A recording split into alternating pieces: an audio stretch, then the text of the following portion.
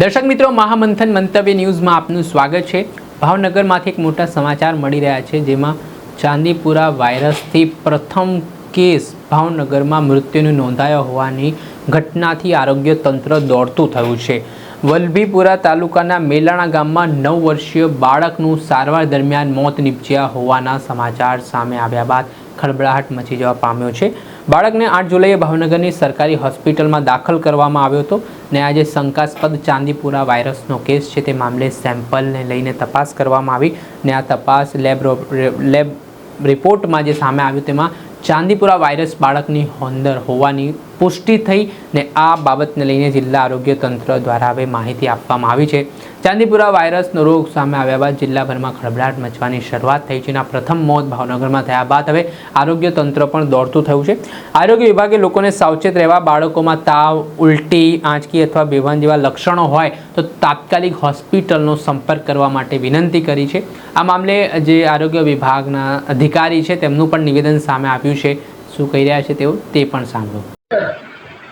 નમસ્કાર, હું ડૉક્ટર મેહુલ ગોસાઈ, વિભાગીય વડા બાળ આરોગ્ય વિભાગ, સરટી જનરલ હોસ્પિટલ, સરકારી મેડિકલ કોલેજ, ભાવનગર, ગુજરાતથી એક માહિતી આપની સાથે શેર કરવા માગું છું કે 8 તારીખના રોજ વહેલી સવારે 5 વાગે ભાવનગર જિલ્લાના વલભીપુર તાલુકાના મેલાણા ગામથી એક 6 વર્ષના બાળકને સરકારી આરોગ્ય કેન્દ્ર વલભીપુર ખાતે પ્રાથમિક સારવાર આપી અને બાળકની પરિસ્થિતિ ગંભીર હોવાથી અને બાળકને આંચકી આવતી હોવાથી અમારા પીડિયાટ્રિક વિભાગમાં રિફર કરવામાં આવ્યું હતું। અમારા ડૉક્ટરોએ બાળકને જોઈ તાત્કાલિક ધોરણે એને દાખલ કરી અને એની સઘન સારવાર શરૂ કરી હતી। આ બાળકને જ્યારે દાખલ કર્યું ત્યારે છેલ્લા 2 દિવસમાં અતિ સખત તાવ, ઉલટી અને આંચકીના લક્ષણો હતા અને દાખલ કર્યા પછી પણ અમે એને આઈસીયુમાં સઘન સારવાર આપેલી, કૃત્રિમ શ્વાસોચ્છ્વાસ માટે વેન્ટિલેટર રાખ્યું અને સતત આંચકી આવતા, જેને અમે સ્ટેટસ એપિલેપ્ટિકસ કહીએ છીએ, એની પણ સારવાર એક સાથે 2 એન્ટી એપિલેપ્ટિક દવાઓ આપી હતી। જરૂરી તમામ પરીક્ષણ માટેના લોહીના, પેશાબના અને કમરમાંથી ખેંચેલા પાણીના CSFના નમૂના અમે અમારા લેબોરેટરી વિભાગમાં મોકલેલા હતા। દાખલ થયાના 23 કલાકની અંદર આ બધી સઘન સારવાર અમારા યુનિટ 2ની સમગ્ર ટીમ દ્વારા આપવામાં આવી હોવા છતાં લગભગ બીજા દિવસે વહેલી સવારે 4 વાગે અનફોર્ચ્યુનેટલી આ બાળકનું મૃત્યુ થયું હતું, જેનું અમને ખૂબ જ દુઃખ છે અને અમારી આ દર્દીના પરિવાર સાથેની એક સંવેદના પ્રગટ કરું છું।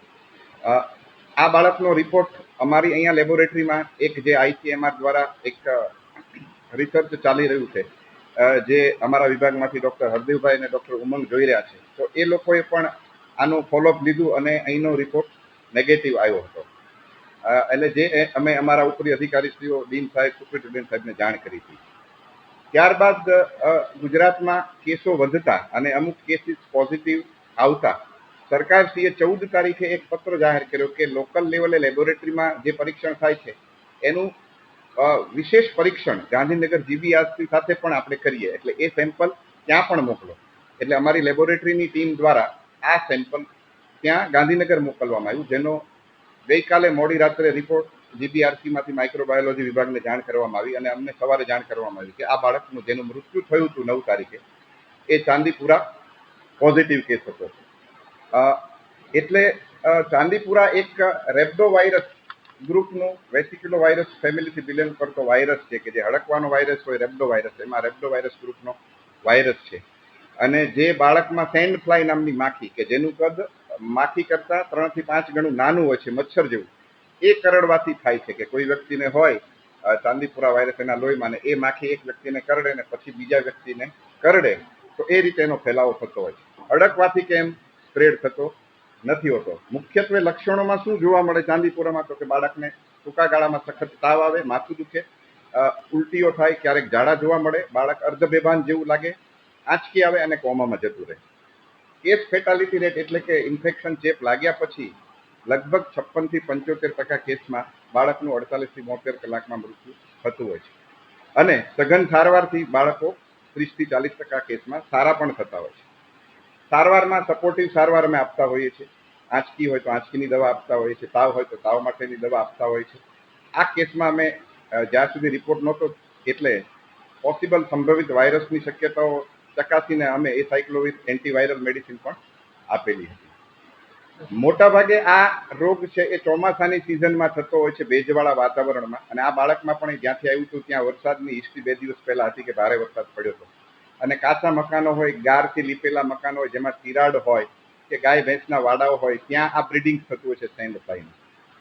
એટલે ત્યાંથી આ ચેપ લાગતો હોય છે. એટલે મારી સમગ્ર વાલીઓને, ભાવનગર જિલ્લાના તમામ લોકોને એક નમ્ર અપીલ છે કે ચોમાસાના વાતાવરણમાં બાળકોને સુરક્ષિત રાખો. કારણ કે ખાસ કરીને 9 મહિનાથી 14 વર્ષના બાળકમાં જોવા મળતો રોગ છે.